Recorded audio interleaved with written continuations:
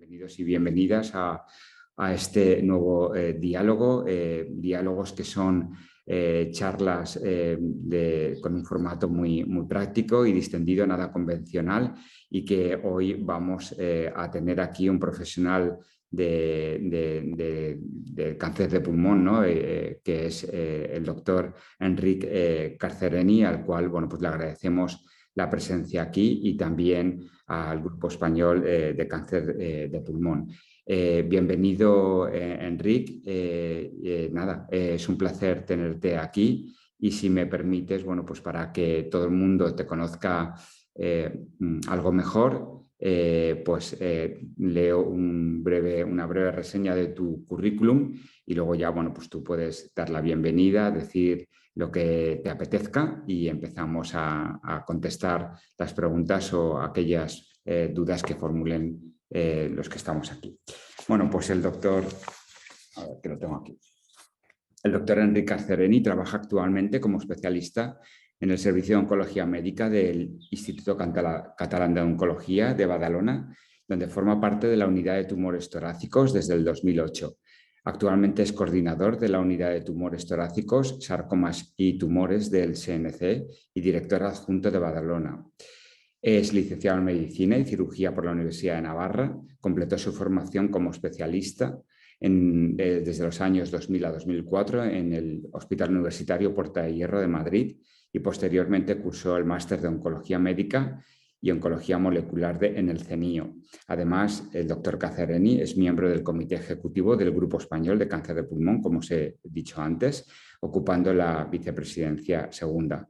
Ha realizado como investigador principal numerosos estudios en distintas fases, ¿no?, en el ámbito de cáncer de pulmón. Cuenta con más de 100 presentaciones en congresos nacionales e internacionales, y además con más de 185 publicaciones. Bueno, pues ya conocéis y tenéis más datos de Enric. Cuando quieras, Enric, puedes dar la bienvenida y empezamos a la charla y el coloquio, y a ver quién se atreve a romper el hielo. Bueno, muchas gracias, Bernard. Muchas gracias a todos por la oportunidad de hacer también algo distinto a lo que estamos acostumbrados, ¿no? No es lo habitual, pues, tener la posibilidad, ¿no?, de pararte en el día a día y, pues, poder o intentar ver qué inquietudes podéis tener, ¿no?, desde el punto de vista del paciente. Y nada, podéis preguntar lo que queráis. Yo intentaré responder lo mejor que sepa. Pues muy bien, Enric. Nada, vamos a pasar a ello. ¿Quién quiere romper el hielo, o pregunto aquí alguna pregunta de las que me han llegado y tengo aquí anotadas? A ver, ¿quién se atreve? Mira, Tali. Pues mira, ya que he escuchado tu currículum y te dedicas también a la investigación, yo estoy muy interesada en saber si en el cáncer de pulmón, cuando tienes metástasis en la cabeza, me han operado, sigue la metástasis y ahora estoy con quimio. Yo tenía entendido que la quimio no hace mucho efecto en la cabeza. ¿Hay algo en la investigación o algún ensayo clínico para un cáncer de pulmón EGFR estadio 4? Hay muchos tratamientos que se están llevando a cabo en ese ámbito, tanto en pacientes con mutación de gen EGFR. Habitualmente, digamos que habitualmente los estudios clínicos podríamos decir un poco que son un poco, entre comillas, cobardes, ¿no? Cobardes en el sentido de que quieren poblaciones de pacientes pues como muy buenas, ¿no? Entonces, como históricamente antes, ahora no, el hecho de tener metástasis cerebrales era un factor de mal pronóstico. Ahora yo diría que no tanto, y sobre todo en pacientes de GCR, pues en muchos estudios se excluía. Y esto lo seguimos arrastrando en los estudios actuales. En los estudios con pacientes con mutaciones del gen GCR habitualmente se permite la inclusión de pacientes con metástasis cerebrales. Y porque es un hecho que con frecuencia ocurre, y también sabemos que responden bien a los tratamientos independientemente de que hagan metástasis cerebrales, ¿no? Se están desarrollando inhibidores más potentes o combinaciones de inhibidores que, si bien es verdad, también, claro, pensad que arrastramos muchas cosas del pasado, ¿no? Y, se dice en principio que la quimioterapia, pero la clásica, no ya el tratamiento dirigido contra el GFR, no atraviesa bien la barrera hematoencefálica, que es la separación que tenemos entre lo que es el sistema nervioso, el cerebro y médula espinal con el resto del cuerpo, ¿no? Es una barrera pues, que es necesaria, ¿no? Para que no se introduzcan tóxicos o sustancias nocivas en esos órganos tan sensibles, pero sí que es verdad que esa barrera, cuando hay metástasis por el hecho simple de haber metástasis, o ya cuando se ha hecho radioterapia, por ejemplo, esa También. barrera está rota. Entonces, no está tan claro que los medicamentos que teóricamente decimos que no pasan bien esa barrera y que no funcionan bien en metástasis cerebrales, realmente no pasen, ¿eh? Yo tengo experiencia de pacientes que han hecho quimioterapias clásicas con metástasis cerebrales y han respondido a nivel cerebral esas lesiones, ¿eh? Esto no acaba... Yo creo que primero hay que tener en cuenta que los nuevos tratamientos en poblaciones como mutaciones de GFR ya contemplan que un lugar donde tienen que llegar es el cerebro, ¿vale? Y hay investigación en ese sentido. Y luego que incluso otros tratamientos clásicos no les excluiría por ese motivo.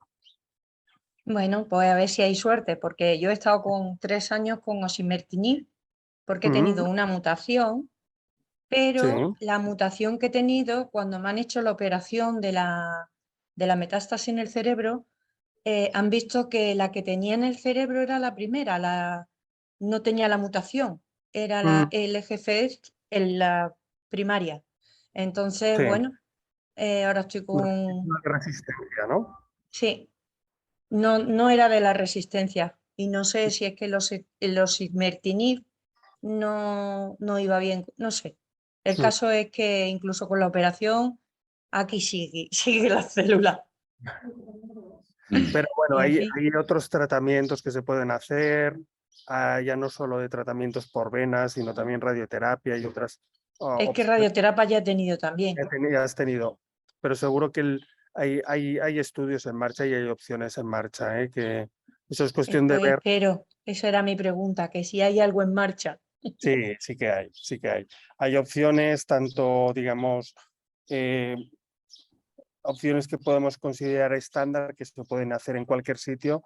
Incluso yo creo que hay la opción de buscar estudios en algún hospital donde puedan tener algo más dirigido para esto, ¿no? Vale, yo estoy en Sevilla, en el Macarena, no sé, pero vamos, me han dicho que no hay ensayos clínicos ahora mismo, ninguno. Bueno, dependerá del tipo concreto, de la situación concreta de cada paciente, ¿no? Eso hay que valorarlo. Y bueno, ya te digo que ahora mismo también piensa que a veces, no sé si se referían que no hay opciones, no sé si hay opciones o no, pero piensa que hay opciones ahora mismo tenemos, no sé si se referían a que a lo mejor no hay opciones en tu zona geográfica o a lo mejor fuera de ella. Ahora mismo incluso hay aplicaciones que seguro que vosotros habéis oído hablar de Sí, ella, ¿no? Donde tú puedes intentar buscar ensayos clínicos para tu patología concreta, ¿no? Y sí, te en dirigen. AECAP lo tenemos. Mm. Sí. Nosotros tenemos dos opciones, Enric. Por una parte, tenemos un buscador de ensayos clínicos propio de la asociación que desarrollamos nosotros con EUPATI, que es una academia de pacientes, y luego también tenemos un convenio firmado con Trialin, ¿vale? En el cual estáis vosotros también, lo utilicéis mucho a nivel interno entre los oncólogos, y nosotros también como pacientes podemos utilizarlo para también, bueno, si queremos hacer algún tipo de consulta sobre ensayos clínicos para podernos beneficiar también. Es decir, que por esa parte la verdad es que pacientes como Tali, bueno, pues que quieren saber qué ensayos clínicos son los que están en España y se pueden beneficiar, bueno, pues dieron lugar a que pusiéramos estas herramientas en marcha también, ¿no? Igual que tenéis los oncólogos. Bueno, no sé si alguien quiere preguntar algo. ¿Nadie se atreve? Bueno, muchas gracias, Enrique, Sí, por la respuesta. sí, gracias, Enrique, sí, es verdad. Bueno, pues si queréis, puedo yo ir preguntando de las que tengo aquí en cartera y así os vais animando a ver si tenéis alguna pregunta para hacerle al doctor. Dice, ¿siempre se suspende el tratamiento con Tagrisso si hay progresión? Buena pregunta. Digamos que en principio sí, fuera de estudio clínico se tiene que suspender. Fuera de lo que es un ensayo clínico hay que suspenderlo, porque es lo que es la evidencia que tenemos, es el conocimiento que tenemos, aunque sí que es verdad que en algunos casos te gustaría mantenerlo y añadir algo más, ¿no? Pero ahora mismo se tiene que suspender y empezar otra línea de tratamiento. Hay estudios en marcha, por ejemplo, porque hay un mecanismo de resistencia que aparece en los pacientes con mutaciones de GFR, que es la aparición de una alteración en un gen que se llama MET, que los estudios clínicos en marcha, pues lo que hacen es mantener el Tagrisso en este caso y añadir otro fármaco inhibidor de MET, ¿no? Y la verdad, pero esto es dentro de un ensayo clínico. Lo que también puede ocurrir es que pacientes que progresan al Tagrisso, depende de cómo sea esa progresión, pues esa progresión es a un único nivel o dos niveles, o progresión cerebral incluso, puedes tú tratar con tratamiento local, radioterapia, cirugía, esa progresión y continuar el Tagrisso. Eso sí que lo puedes hacer a nivel asistencial. Pero lo que es, por ejemplo, con... Se le ha cortado. Nada, ahora volverá, no os preocupéis. Es que estaba en un hotel ahora. Enrique, Ahora ahora. se ha cortado. Sí, se ha cortado, sí, se ha cortado, sí. Nada, mira, te has quedado explicando lo del Tagrisso. No, decía que en principio dentro de ficha lo que es a nivel asistencial hay que suspenderlo y cambiar de línea de tratamiento, a no ser que la progresión sea en un único sitio y tú puedas hacer un tratamiento local con radioterapia o con cirugía y entonces mantendrías el tratamiento. Eso sería lo que podemos hacer a nivel asistencial. Luego, añadir un tratamiento sistémico, es decir, que vaya por todo el cuerpo, por la vena, al Tagrisso, esto sería dentro del ensayo clínico. Ya. Nosotros tenemos grupos de pacientes por biomarcadores y hay uno que se llama EGFR después del Tagrisso. Ah, sí. Sí, sí, sí. Además, tenemos uno de EGFR normal y otro EGFR después del Tagrisso. Sí, sí, la verdad es que son bastante, no inteligentes, sino muy, muy creativos, vamos, sí, sí. Ah, Y nada, mira, Arián ha escrito aquí en el chat y nos dice, en el caso de Tali, entiendo que hay tumores con gen mutado y primario. ¿Podría tomar un TKI y otro tratamiento para cada tumor en diferencia? a ver, en principio lo que suele ocurrir en los pacientes con mutación del gen EGFR es que el 90% de estos pacientes tienen una mutación en dos genes, o 19 o 21. Estas serían las mutaciones que aparecen al principio, ¿no? Estos pacientes se benefician de un tratamiento con un inhibidor, que antes eran los inhibidores de primera y segunda generación, que era gefitinib, erlotinib y afatinib, ¿vale? Y en estos pacientes a la progresión se aparecía la mutación de resistencia, que era la T790, entonces se les ponía Tagrisso porque había un estudio que demostraba que era eficaz. Pero el Tagrisso es un fármaco que actúa tanto en esa mutación de resistencia T790 como en las mutaciones previas 19 y 21. Y posterior a este estudio de resistencia que dijo que Tagrisso iba después de gefitinib, erlotinib o afatinib, se hizo un estudio que comparaba Tagrisso frente a erlotinib o gefitinib y se vio que Tagrisso era superior. Es decir, ahora mismo Tagrisso es la primera línea de tratamiento para estos pacientes.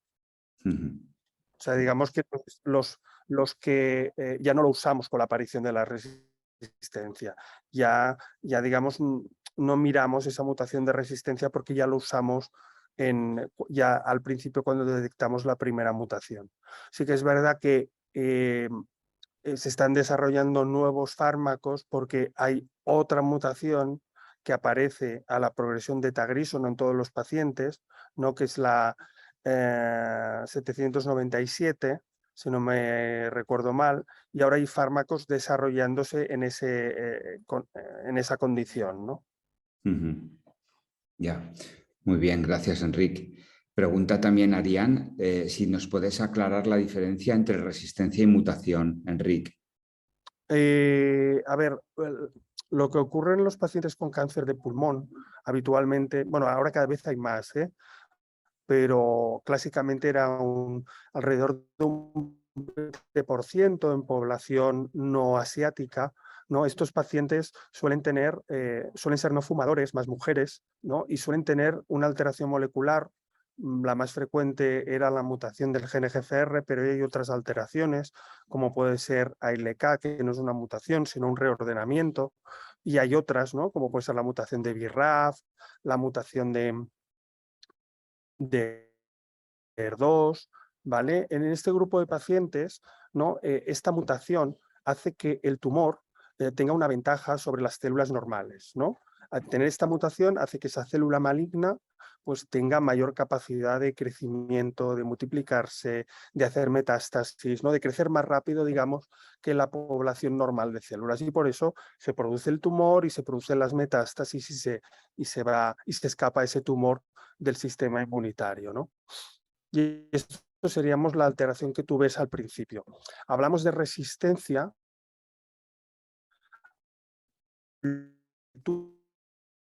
O lo que aparece, lo que determina que un paciente deje de un tratamiento que le había funcionado hasta ahora, ¿no? Sería la resistencia secundaria. Resistencia primaria sería aquel mecanismo que hace que un tumor no responda un periodo de respuesta al tratamiento, pues aparece una alteración que puede ser una otra mutación o otras alteraciones moleculares que puedan aparecer, ¿vale? Que hacen que las células se escapen a ese tratamiento que había funcionado hasta ahora. Entre más que mutación, sino la alteración primaria que tú encuentras y la de resistencia, ¿vale? Pero hay que tener en cuenta que al final, y esto yo creo que es importante, claro, parece que, ¿no? Cuando nos imaginamos el tumor, pues pensamos, bueno, aquí hay estas células, ¿no? Mutación 1921 de GFR, les hacemos un tratamiento y de golpe aparece esta mutación T790 o otras alteraciones que hacen que deje de funcionar. Esto no es así, ¿vale? No es bien así. Cuando tú tienes un tumor, el tumor no es homogéneo. El tumor el problema justamente es el problema de los tumores, del cáncer, ¿no?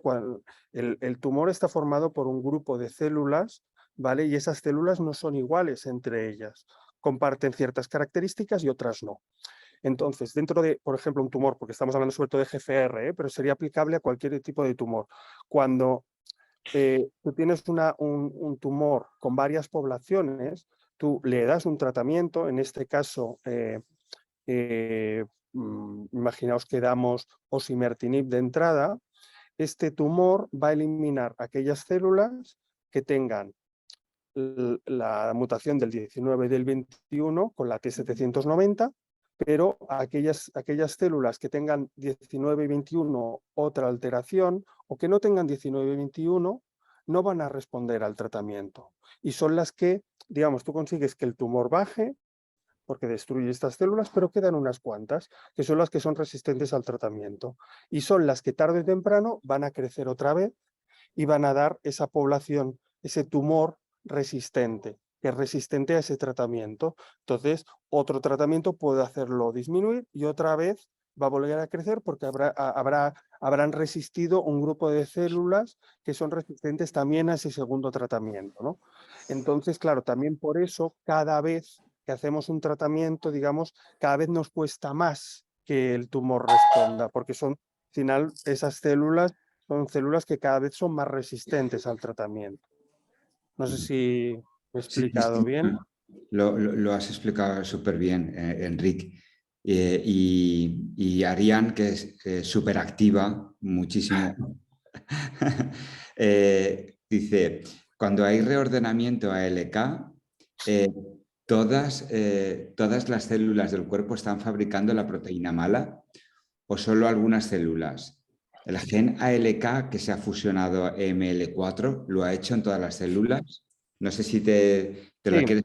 ¿La has entendido, Enric? Sí, a ver, ocurre exactamente lo mismo, ¿no? Pueden ocurrir hay distintos escenarios. En ese tumor con reordenamiento de ALK vas a tener lo mismo, vas a tener células con el reordenamiento de ALK, células con el reordenamiento de ALK más algo más, ¿vale? Incluso puedes tener células que no tengan el reordenamiento de ALK. Por eso cuando se hace una biopsia a la progresión de esta primera línea de tratamiento, en este caso anti-ALK, ¿vale? Al volver a biopsiar te puedes encontrar que el tumor continúa expresando ALK y ahora expresa otra cosa además, o que el tumor que tú has biopsiado a la progresión ya no expresa ALK y es como otra cosa distinta, ¿no? Pero no es realmente que esas primeras células hayan cambiado, sino que esas primeras células ya estaban presentes desde el inicio. Lo que pasa es que en un número pequeñito, que no eran más, digamos que no tenían tanta ventaja como las otras que predominaban, pero bajo la presión de un tratamiento que elimina las otras, estas son las que acaban predominando, ¿no? Muy bien, pues yo creo que Ariane lo habrá entendido. Si quieres preguntar algo más, Ariane, o si te ha quedado más o menos claro, lo puedes poner en el chat. No, dice que bien, o sea, que fenomenal. Pues dice que sí, gracias, Enric. Nada, pues voy a seguir con si alguien nos anima, alguien de los que estéis aquí para... Dice, luego pregunta otra cosita, Ariane es buena. En los grupos participa mucho, además. Gaspar, Sí, Ivonne. perdón. Yo vengo mucho a escuchar. ¿Te puedes presentar, Ivonne, y así el doctor te conoce? Sí. Es que ahora no me acuerdo. Tengo un cáncer de pulmón de células no pequeñas. Me han tratado con quimio, con radio y terminé inmunoterapia después de 12 sesiones en agosto. Cuando escucho lo que he escuchado hoy y en otros seminarios, todo el mundo habla de las mutaciones y yo he aprendido mogollón sobre ALK, EGFR, mil cosas. Pero a mí me dijeron que no tenía ninguna mutación. Tengo en la biopsia me salió PDL, sí. Y por eso mi camino, mi ruta ha sido la inmunoterapia. Me quedo con esa duda de que habría que hacer como una especie de otra biopsia o algo para averiguar si sí que dentro del tumor hay unas células con mutaciones o yo voy por ese camino y no me interesa, no es que no me interesa, pero que no, lo de las mutaciones, de todo el mundo habla de eso, eso a mí no me afecta. No sé, no lo tengo claro. Eso. Mira, hay que diferenciar dos cosas. Primero, probablemente tu tumor sí tiene mutaciones, pero ninguna de esas mutaciones que se pueden encontrar o que se pueden detectar son mutaciones que nos permitan dirigir el tratamiento. Es decir, no son relevantes a la hora de seleccionar el tratamiento. Es decir, tú puedes tener un tumor de pulmón y no sé si habías fumado o no habías fumado, No. ¿vale? Bueno, Si, hace muchísimo tiempo, hace 34 años, que un poquito. Entonces, sobre todo en los pacientes que han fumado, piensa que al final el tumor se produce porque el tabaco sobre la célula normal del pulmón genera alteraciones moleculares, mutaciones, muchas de ellas, que hacen que esa célula llegue a un momento que se haga inmortal. Al ser inmortal empieza a crecer y hace el tumor, ¿no?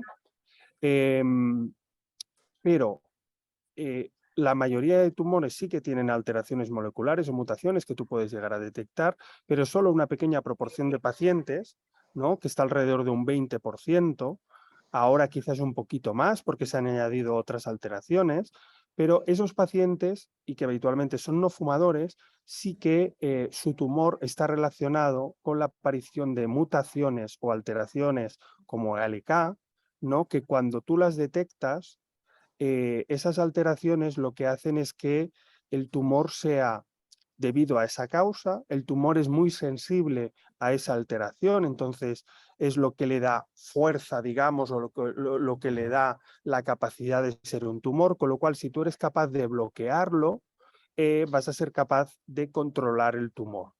Pero es verdad que la mayoría de pacientes con cáncer de pulmón no tienen alteraciones moleculares que podamos tratar de manera dirigida.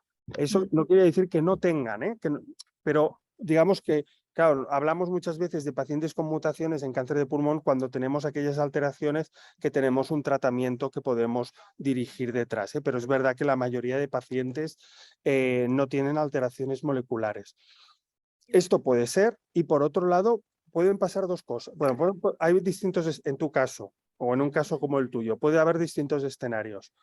Que no la tengas realmente, una alteración molecular que nosotros podamos tratar de una manera dirigida, o que el método diagnóstico que se ha utilizado en tu tumor no la haya detectado, o que la muestra de tumor no esté suficientemente bien, entre comillas, para detectar esas alteraciones. Es decir, puede ser que realmente no haya una alteración, puede ser que el método diagnóstico haya fallado a la hora de detectarlo, o puede ser que, que el tumor no esté bien como para poder detectar eso, ¿vale?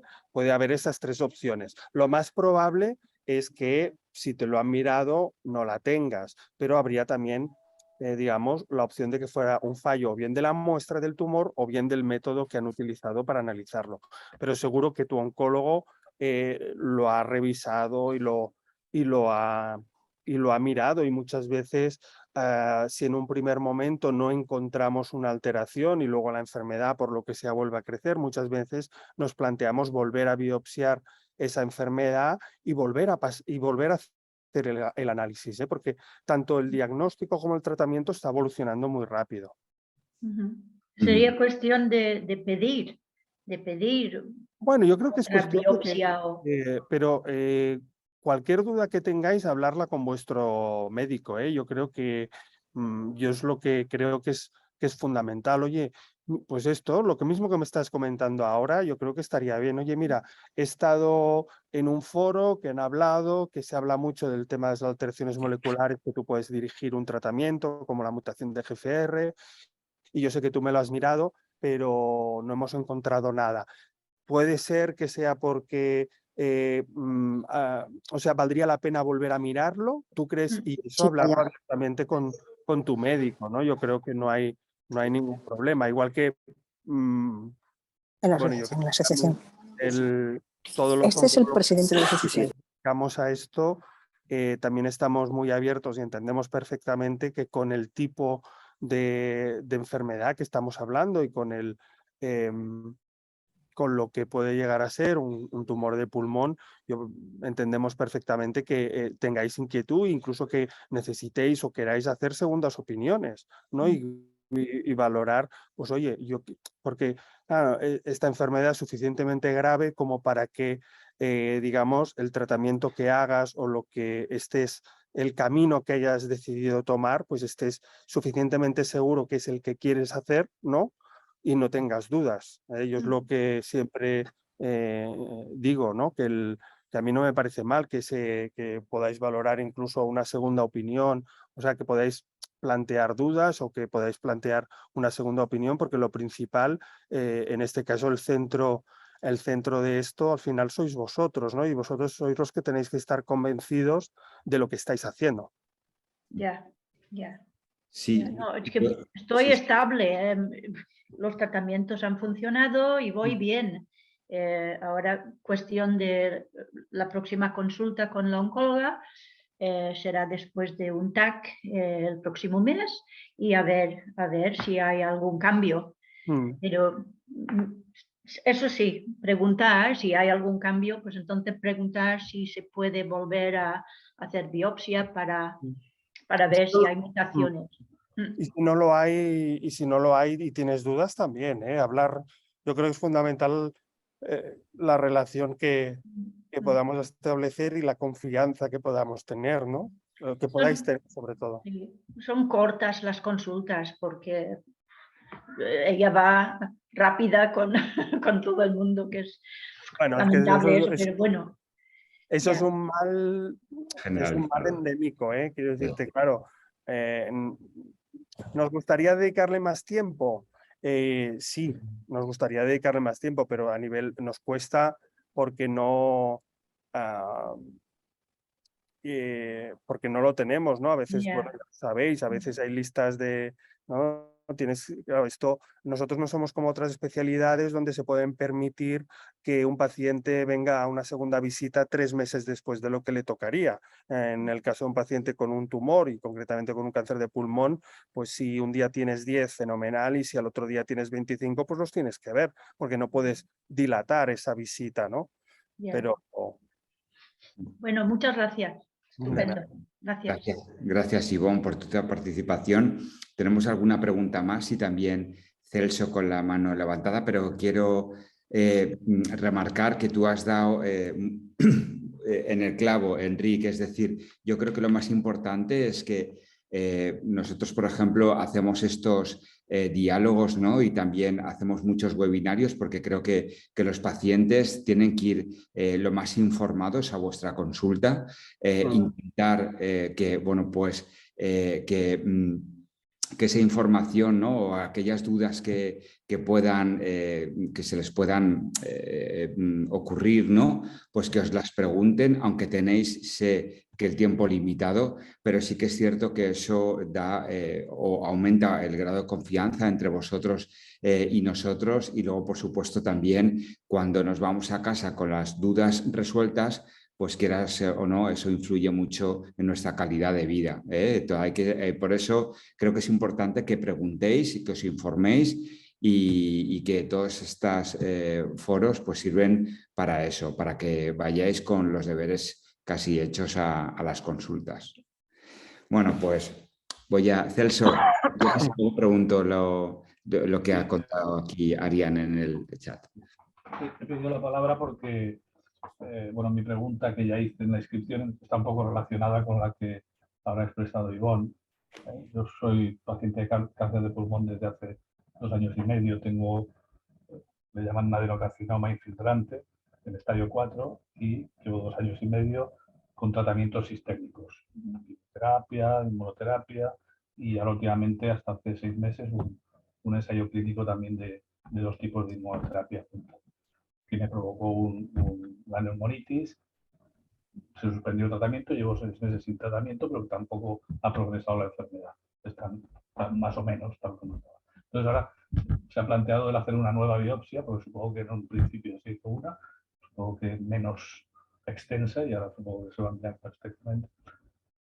Pero claro, en principio tenía muchas esperanzas, pero al enterarme de que solo un 20% de los pacientes son los que se les detecta alguna mutación con tratamiento, pues eso elimina un 80%, digamos, de ese tipo de...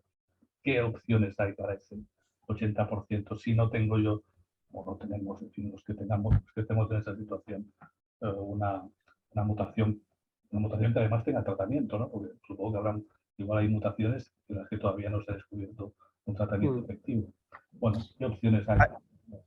Hay mutaciones que, bueno, hay mutaciones que no tenemos tratamiento efectivo y hay mutaciones que tenemos tratamiento efectivo y no tenemos acceso a ello, que eso también ocurre. Bueno, pues para el 80% de los pacientes con tumores de pulmón, la inmunoterapia ha sido la gran revelación. En estos pacientes sin alteraciones moleculares, la inmunoterapia funciona muy bien, ¿vale? Incluso hace una cosa que ningún tratamiento había hecho hasta ahora, ¿no? Ni las terapias dirigidas ni la quimioterapia. Pues tú cuando dejas de dar el tratamiento, habitualmente tarde o temprano la enfermedad vuelve a crecer, ¿vale? Porque digamos has dejado de atacar al tumor. Y la inmunoterapia funciona de manera distinta. La inmunoterapia lo que hace es que actúa sobre el sistema inmunitario de la persona, porque cuando una célula se vuelve, o sea, el sistema inmunitario, su función es eliminar todo aquello que es extraño para el propio cuerpo. Esto significa un virus, una bacteria o incluso una célula que se vuelve mala. El sistema inmunitario es capaz al inicio detectar células que se vuelven malignas y eliminarlas. Y esto ocurre constantemente, ¿no? Entonces, estos tratamientos de inmunoterapia lo que hacen es hacer que tu sistema inmunitario sea otra vez capaz de ver las células malas como malas y eliminarlas. Entonces, como no actúa directamente sobre el tumor, y sí sobre el sistema inmunitario, vemos que en una proporción de pacientes pequeña, pero que existe, esta activación del sistema inmunitario permanece de manera indefinida. Incluso puede ocurrir en casos como el tuyo, donde tú has dejado de recibir el tratamiento, ¿no?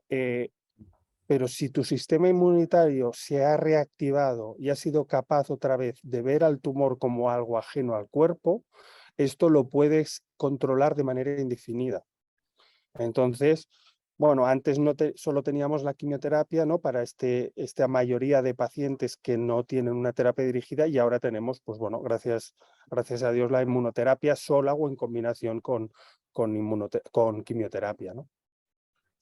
Perdón. El hecho de que los efectos secundarios, digamos, tipo neumonitis, inflamación del pulmón o tipo problemas de la piel muy molestos y estos sigan también después de esos 6 meses sin tomarlo, me dijeron, bueno, no de una manera muy oficial, pero me dijeron que también correspondería al hecho de que los efectos beneficiosos también siguen. Hay algún estudio que se ha hecho y se ha visto que aquellos pacientes, pero esto no es del 100% seguro, pero se ha visto que aquellos pacientes que desarrollan toxicidades a la inmunoterapia, pues parece que pueden ser aquellos que más se benefician de ella, ¿no? Entonces ahora, digamos, finalmente, si la enfermedad volviera a progresar y no hay mutaciones, ya, digamos, la opción sería una quimioterapia más, digamos, de paliativa, digamos, ¿no? Bueno, a ver, tenemos mal concepto de paliativo, ¿eh? No, me refiero a que paliativo, lo que significado de paliativo es todo aquello que no cura. Entonces, si tú eres diabético y tomas un antidiabético oral, estás haciendo un tratamiento paliativo. Si eres hipertenso y tomas un hipertensivo, el tratamiento antihipertensivo es paliativo. Paliativo no es significado de terminal, es distinto. Hay otros tratamientos, después pueden valorar o bien quimioterapia, que sería el tratamiento estándar, o bien otros tratamientos dentro de un ensayo clínico, por ejemplo, ¿no? Hay otros fármacos que se estén desarrollando. De acuerdo, muchas gracias, ¿no? Gracias, Celso, por preguntar. Muchas gracias. Y a Enric por responder. Enric, al hilo de lo que le has contestado a Ivonne, ¿vale? En el chat había una pregunta que, bueno, más que era una afirmación y luego una pregunta que dice, bueno, pero si la inmunoterapia le funciona, ¿por qué ALK no acepta bien la inmuno? Porque, bueno, yo os digo lo que sabemos hasta ahora, que esto puede cambiar con el tiempo, ¿no? Como hemos dicho, el tumor desarrolla una serie de mutaciones, ¿no? Una serie de alteraciones. Estas alteraciones son mucho más frecuentes en cantidad cuando un paciente ha fumado, porque está sometiendo sus células normales a un elemento, ¿no?, que produce muchas alteraciones. Estas alteraciones al final se traducen en unas proteínas extrañas al cuerpo, ¿vale?, que son las que el sistema inmunitario es capaz de reconocer, que se llaman antígenos. Entonces, aquellos pacientes que no han fumado, claro, no tienen tantas alteraciones y no tienen tantos antígenos, entonces el sistema inmunitario no es tan capaz de reconocerlos porque no hay tantas, ¿no? En cambio, un paciente fumador sí. Probablemente es el problema de ALK. El ALK tiene esa alteración, pero prácticamente es la única, ¿no? Hay poco más aparte de ALK. Y esa alteración no estimula al sistema inmunitario. Por eso la inmunoterapia no funciona bien. O decimos que no funciona bien, ¿no? Porque al final los datos que tenemos de ALK que no funciona bien, si bien es verdad que parece que no, pero acaban siendo datos de cuando miramos hacia atrás estudios que se han llevado a cabo. Y al final el número de pacientes, esos estudios tan grandes que demuestran que el fármaco funciona, al final el número de pacientes es muy bajo. Sí que lo parece, pero los datos hay que tomarlos también con cierta precaución. Y quizá nuevas combinaciones de tratamientos, nuevas combinaciones de 2 inmunoterapias, pues quizás sí que consiguen hacer que estos pacientes que, digamos, su sistema inmunitario no está tan relacionado, pues empiece a funcionar, ¿no? Y el perfil de un paciente ALK es normalmente una persona no fumadora, ¿no, Enric? Sí, habitualmente son pacientes no fumadores, sí. Es por eso que en los pacientes no fumadores parece que la inmunoterapia funciona menos porque no depende tanto, ¿no?, de la interacción con el sistema inmunitario. Ya. Muy bien.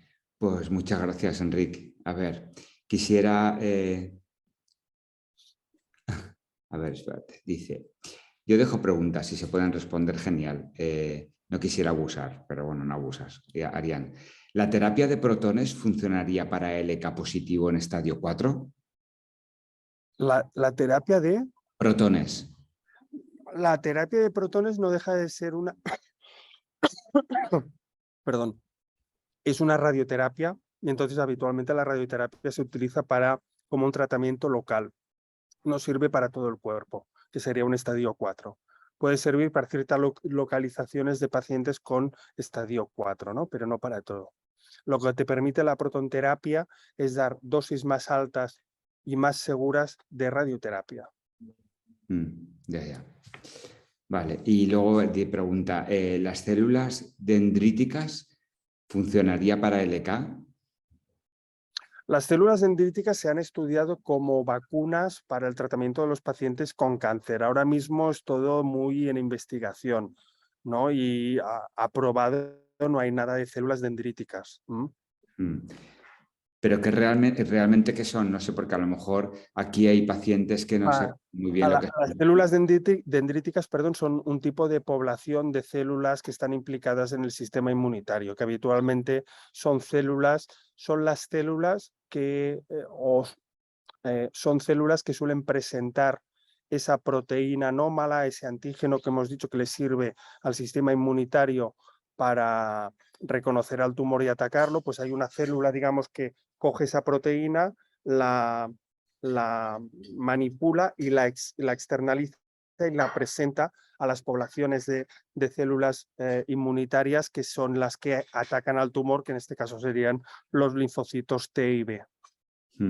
Ya, muy bien. Es que así por lo menos les suena un poco el concepto, y yo tampoco había oído de hablar de ellas, o sea que Por eso en este tipo de células, que son las que presentan, digamos, hay mucho en investigación en vacuna. Hay muchas vacunas de células dendríticas porque lo que hacen es manipular estas células que sirven para presentar aquello que es malo y que el cuerpo reaccione, pues las manipulan para presentar ciertas cosas, ¿no?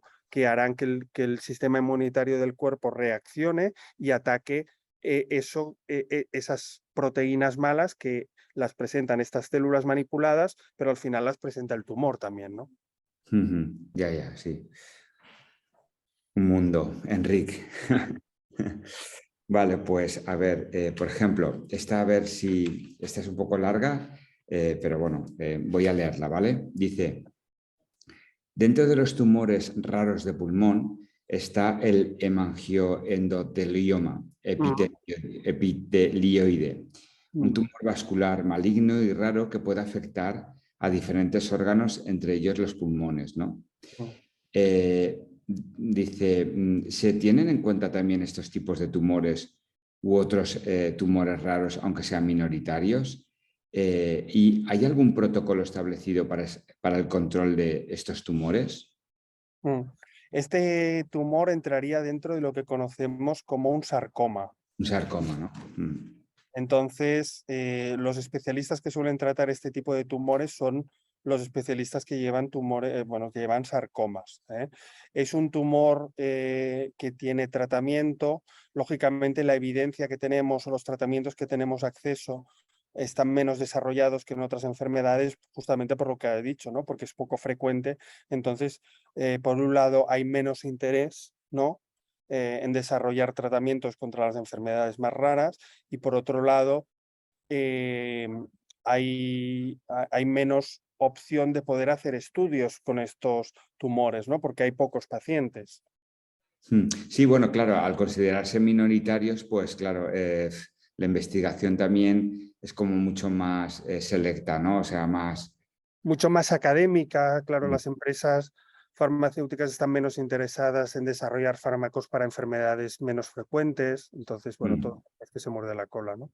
Sí, es un poco, sí, la problemática de siempre, ¿no? Con las enfermedades minoritarias, ¿no? Vale, pues no sé si aquí, así, que es Arián, que se quedó sin red, dice. Otra de las preguntas, Enrique, que nos ha llegado es, ¿el análisis genético del tumor puede que no encuentre ninguna mutación o ninguna mutación con tratamiento? La mayoría de pacientes es lo que les ocurre, ¿no? O bien no tienen una mutación detectada o bien lo que encontramos no tenemos un fármaco con capacidad de actuar sobre esa alteración, ¿no? Sí, pero bueno, la verdad es que el análisis genético en cáncer de pulmón es fundamental ahora, ¿verdad? Sí. Se hace a todos los pacientes. Sí. Bueno, todos los pacientes con histología no escamosa, ¿eh? Sí, claro, sí. De hecho, nosotros, nuestra campaña versa este año sobre eso, sobre el diagnóstico molecular, la importancia de saber qué es, para qué es y luego, pues, en un momento dado, reivindicarlo, ¿no? Para estar mejor diagnosticados y, por supuesto, tratados, ¿no? Que es de lo que... se trata. Exactamente, sí. Vale, luego pues, a ver, alguna pregunta más que tengo por aquí, como por ejemplo, ¿por qué deja de funcionar la terapia dirigida en pacientes con EGFR, ALK o ROS1? ¿Tiene sentido hacer una rebiopsia o una biopsia líquida para capturar el mecanismo de resistencia? Bueno, lo hemos comentado antes, ¿no? El tratamiento en cualquier tumor deja de funcionar porque hay un grupo de células que ya estaban al principio, que son las que han sobrevivido al tratamiento que estamos utilizando y son las que tarde o temprano volverán a crecer, ¿no? Ese es digamos, el problema principal de los tumores. Y por supuesto tiene mucho sentido hacer una biopsia, ya sea en tejido o biopsia líquida, para intentar detectar mecanismos de resistencia que nos puedan ayudar a dirigir el tratamiento, ¿no? a la progresión. Ya, vale, pero bueno, tiene sentido, ¿no? El hacerlos... 100%. Sí, vale, porque es que muchos pacientes lo preguntan, ¿no? O quieren, insisten a lo mejor que el oncólogo o la oncóloga pues que les lleva la enfermedad, bueno, pues a veces se lo preguntan, ¿no? Y si hay la posibilidad de una biopsia, una rebiopsia para detectar mecanismos de resistencia. Sí, hay que hacerlo siempre que se pueda, ¿no? Sí, muy bien. Y Marta Iglesias nos da las gracias porque la pregunta que has contestado, pues que lo hizo a través del cuestionario y nada, nos manda un saludo. A ver, dice Arián, Enric, pregunta fuerte. ¿Cuándo se podrán reparar los daños en los genes? ¿Esa sería la cura definitiva? Uy, ahí me has pillado, ¿eh? ¿Cuándo podremos hacer esto, ¿no? Terapia génica, ¿no? Sería lo que conocemos como terapia génica, ¿no? Actuar sobre los genes del tumor o del paciente para que no enferme o para que la enfermedad...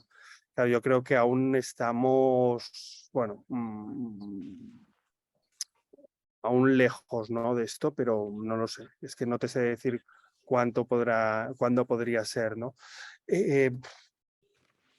Quizá veo más factible mejorar los tratamientos de inmunoterapia, ¿no? Para que cada vez aquellos pacientes que conseguimos que su sistema inmunitario reconozca otra vez el tumor, pues cada vez sean más, ¿no? Y estos pacientes, pues cada vez tengamos más pacientes, ¿no? Donde independientemente si hemos parado o no la inmunoterapia pues es capaz de actuar sobre el mejor sistema de ataque que tenemos, ¿no? Que es el sistema inmune contra el tumor. Bueno, pues yo que sé, siempre hay que tener esperanza, ¿no, Enrique? De que algún día, ¿no? Tengamos esa posible curación, ¿no? O sea, creo que es importante, para eso estéis vosotros investigando. A ver, que creo que ha llegado algo. Sí, mil gracias, te dice Arián, Enrique, sí.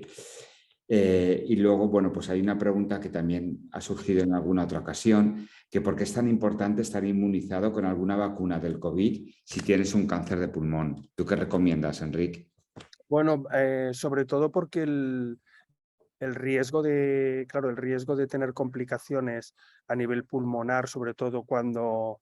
un momentito, que termino. Sí.